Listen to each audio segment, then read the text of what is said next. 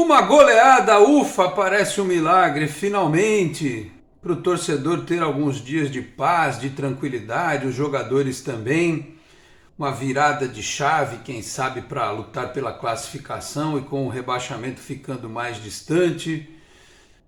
Pois é, o Santos trouxe um pouquinho de alegria para o seu torcedor, nada para que a gente se empolgue a ponto de dizer pintou o campeão, esse time é uma máquina, nada disso.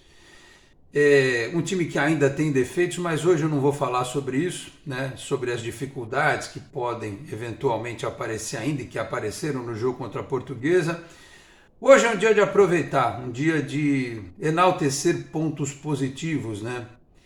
Goleada por 4-0 na Vila Belmiro, deixando o Santos longe da zona do rebaixamento e ali pertinho, né, da classificação, porque o Botafogo perdeu.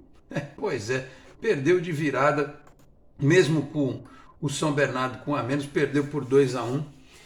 E alguns pontinhos nessa hora fazem falta, né? Ferroviária, Guarani, que é horroroso, perdeu da própria Ferroviária, contra o Santo André.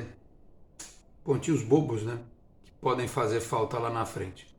Falar então desse jogo, né? Espero, aliás, a audiência de vocês, porque quando perde, o pessoal vem babando, né, no vídeo. Quando ganha também tem que dar o like, né? Tem que curtir, tem que assistir o vídeo, tá bom? Vamos lá falar de Santos 4, Portuguesa 0. Fala, rapaziada, tudo certo? De volta para mais um vídeo aqui do nosso Canal 10, sempre em nome de Peter Leandro e Dani Haddad Fisioterapia. Quer ter mais qualidade de vida e ficar livre das dores? Então entre em contato com o Peter ou com a Dani pelos telefones 13 997040944, 13 997827308. Conheço o trabalho também pelo Instagram, Peter Leandro e Dani Haddad. Também a Exatec Informática na Senador Feijó 686, sala 1820, no Blue Office. O site é o exatecinformatica.com.br.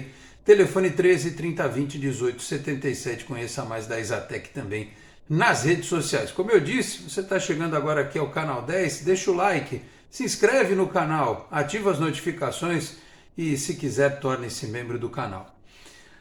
Sobre Santos e Portuguesa, aconteceu um negócio extremamente importante e que raramente tem acontecido nos jogos do Santos, que é sair um gol no começo da partida. Porque isso desmonta a estratégia do adversário. Hoje, todo adversário do Santos sabe que bola aérea na nossa defesa é um Deus nos acuda e que o relógio trabalha contra. A pressão em cima do Santos é muito grande, pelo próprio tamanho do clube, e os adversários, a Portuguesa e outros fizeram a mesma coisa, jogaram com o relógio a favor, ou pelo menos tentaram, foi o caso da Portuguesa, né? Deixar o tempo passar, a torcida ficar nervosa, a ansiedade aumentar, o time não conseguir dentro de campo responder, mas felizmente o Santos fez um gol antes dos 2 minutos, né? Uma bola em que o Marcos Leonardo briga no meio de campo com a marcação, toca no Lucas Lima, o Lucas Lima devolve para o Marcos Leonardo na frente e ele, como um centroavante goleador que é, um moleque que tem um futuro enorme pela frente e que foi o artilheiro do Santos na temporada passada e que joga muitas vezes sem ter uma assistência à altura para que ele possa fazer o papel dele, que é marcar gols, foi lá e abriu o placar, fez 1-0. A Portuguesa tentou ir para cima, começou um festival de escanteio, bola na área e coisa e tal. E aí é a hora que faz a diferença. O Lucas Lima já tinha feito a diferença, dando um passe limpo para o Marcos Leonardo finalizar uma tabela. A diferença que faz você ter um jogador de meio de campo que pense, né? O seu Falcão disse, às vezes não precisa ter meia, mas o Santos hoje precisa ter meia. E se você não tem o Toni Kroos e o Modric armando ali vindo de trás, né? Fica difícil. Se você não tem laterais construtores como o Alexander-Arnold, por exemplo, do Liverpool, fica difícil, né? Então você tem que ter meia. Agora tem o Lucas Lima. A gente espera que o Daniel Ruiz possa se adaptar rapidamente ao futebol brasileiro. Tem o Ed Carlos, que renovou o contrato, tem o Miguelito, que uma hora ou outra vai ter uma chance. E aí o Lucas Lima, num contra-ataque, uma bola que fica ali limpa para ele descer pela esquerda, ele cruza, o Marcos Leonardo está ali acompanhando e faz o segundo gol do Santos. O script estava melhor do que a encomenda, né? Estava espetacular. Mas aí vem um terceiro gol. um terceiro gol que tem a movimentação do Ângelo pela direita, ele dá no Marcos Leonardo cruza e o Mendonça dentro da área aparece para fazer o terceiro gol.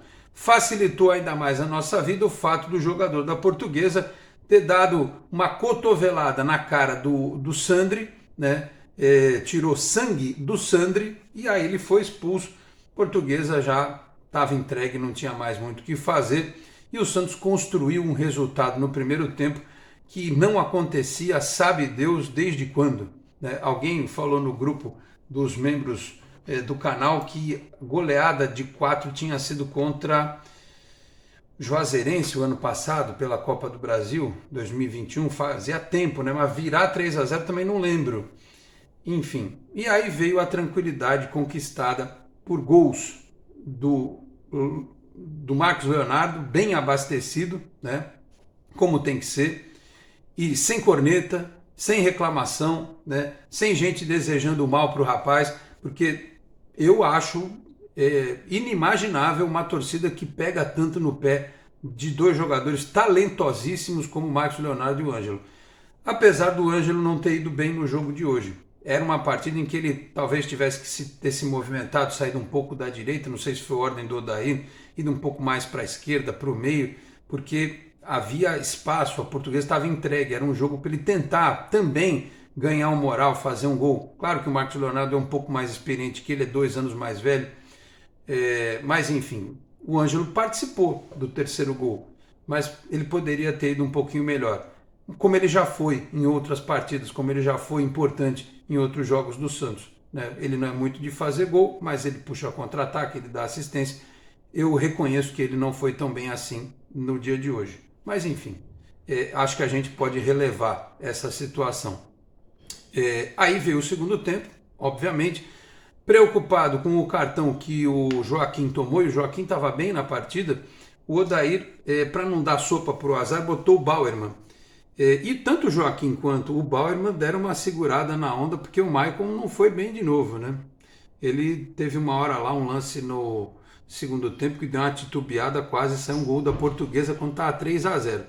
E o Bauerman salvou em cima da linha, um gol certo da Portuguesa. Depois, na sequência, um cruzamento que o Lucas Lima bate, o escanteio, né? O Bauerman desvia de cabeça e o Mendonça faz mais um gol. Se fora da área, na construção das jogadas, o Mendonça não foi assim um jogador brilhante, mas dentro da área ele fez o que ele tinha que ter feito aquele dia que ele perdeu aquele gol incrível, né? Balançou as redes. Então, assim, Mendonça foi um destaque pelos 2 gols que fez. O Lucas Lima, por ter participado efetivamente de 2 gols e ter batido escanteio, né? E saiu com a torcida respeitando e alguns até aplaudindo a participação dele. Ele ainda não tem condição de jogar 90 minutos, o aspecto físico tem que ser observado ainda, né? Um jogador que tinha muito tempo de inatividade. O Marcos Leonardo, pelos 2 gols que fez, ainda colocou uma bola na trave, né? Podia ter feito o 5º gol do Santos, um chute de esquerda, de fora da área, a bola caprichosamente bateu na trave e saiu. Depois o Odair fez as alterações, né? Além de ter colocado tirado o Felipe Jonathan, cadê a minha escalação? Tá aqui. Ele tirou o Felipe Jonathan, ele colocou o Lucas Pires, ele depois tirou o Lucas Lima, botou o Daniel Ruiz, como eu disse, para ganhar movimentação, tirou o próprio Marcos Leonardo e colocou o Juan, para o Juan ter uma chance de jogar como centroavante também, tem sido acionado. O Sandri já tinha saído para a entrada do Rodrigo Fernandes, né, que estava no banco, voltou para o banco, e como o jogo estava mais tranquilo, ele não precisou assim se matar na defesa e tal, né? Só cercou ali e tal, e foi um jogo que ele não se desgastou tanto. E claro, a outra alteração que eu tinha falado, a entrada do Bauerman no lugar do Joaquim. Enfim, foi o time do Santos que conseguiu fazer um bom jogo.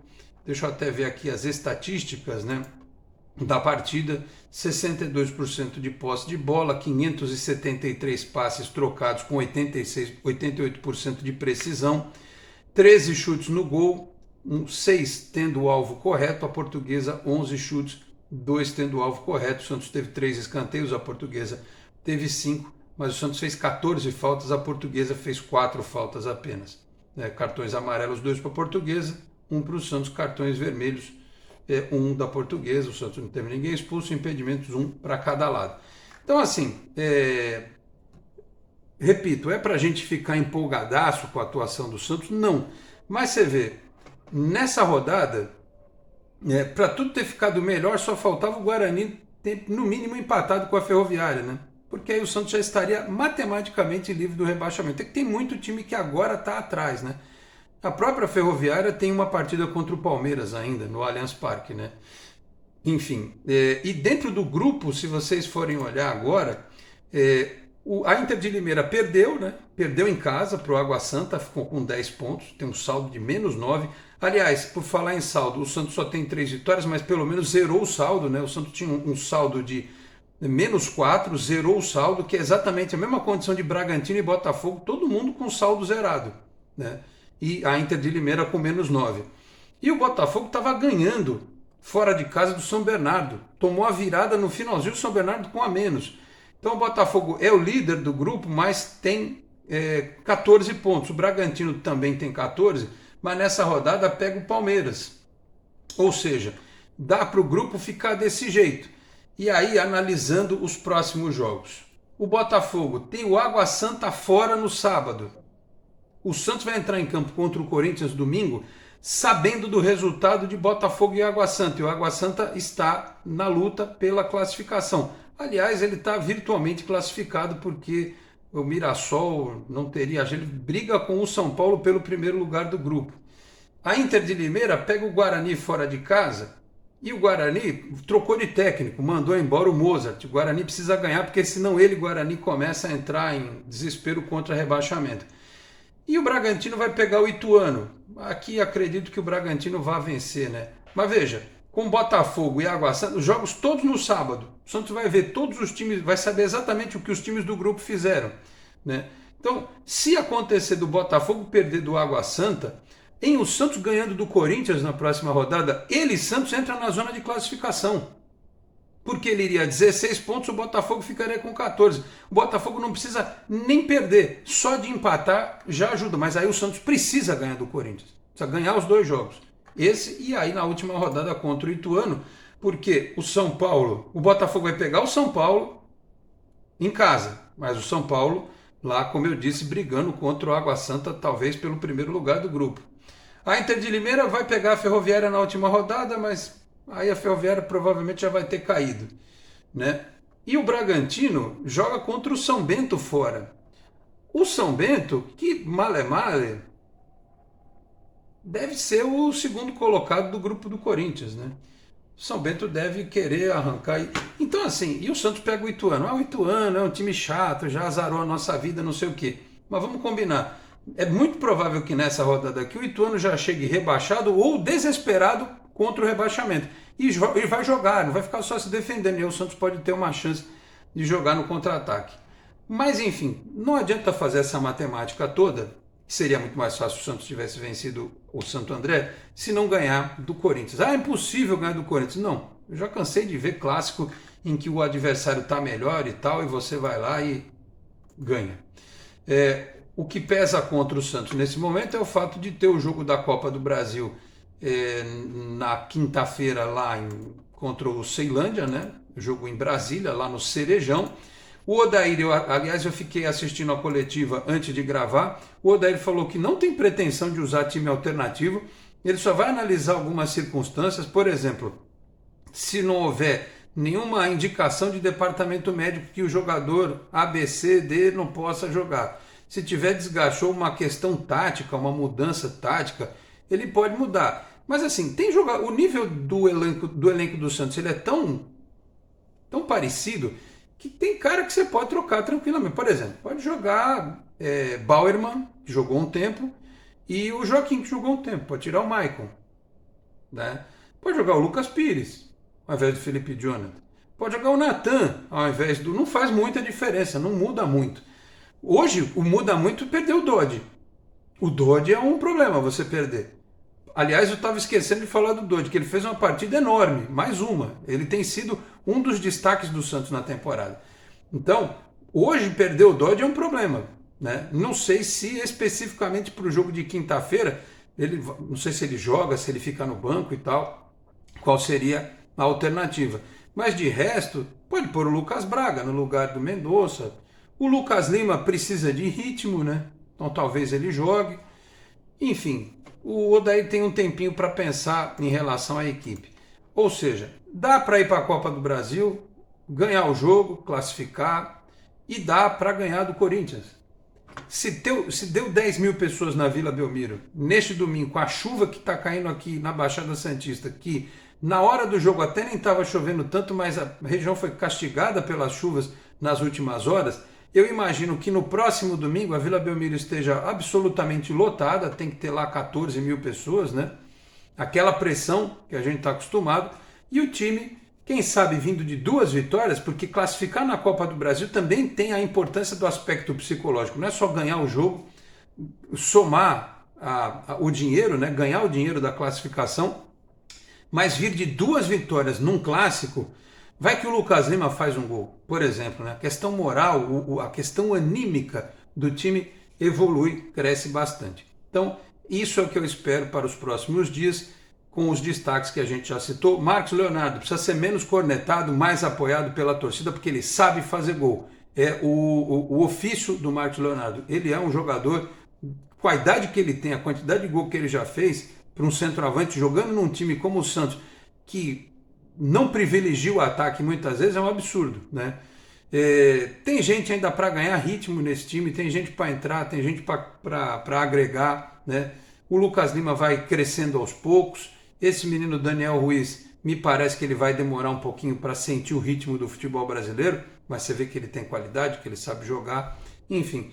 E a nossa defesa que precisa parar de dar uns sustinhos de vez em quando, né? E aí eu acho que passa necessariamente por daqui a pouco ter a dupla de zaga Joaquim e Bauerman estabelecida.